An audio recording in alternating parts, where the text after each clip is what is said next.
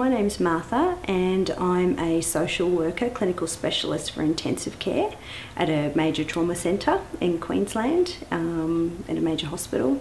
And my position, however, was just abolished a couple of weeks ago.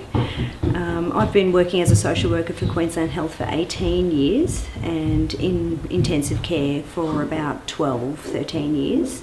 My position being abolished, what that actually means for the families in intensive care is that they don't have access to that specialist and expert knowledge around how to adjust emotionally and psychologically to a major trauma, to a bereavement situation. The number of families who, for example, say to me, "I've never heard of your job before. I never knew that your job existed or that you were here doing this work, but I don't know how I could have got through today if you weren't there.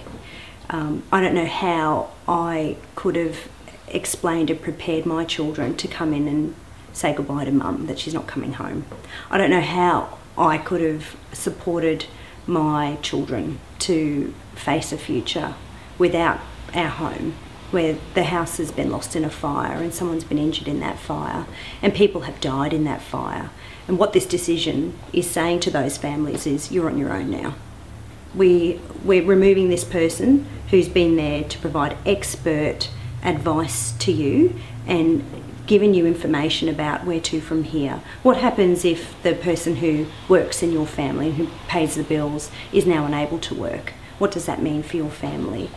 What help is there out there for you? How do you find that help? How do you navigate your way through what life is going to be like now that this life-changing thing has happened? What happens if your partner has died and that your partner was the one who knew all of the banking details and you don't know where to begin? That's what my role does. And removing that, abolishing that position, it's reaching a dollar bottom line for this government, but it's actually not meeting the needs of these patients and these families. It's saying to them, it's your problem, it's not our problem. Your uncertainty, your grief, your trauma, your bereavement, it's not my problem. It's your problem and you're on your own now.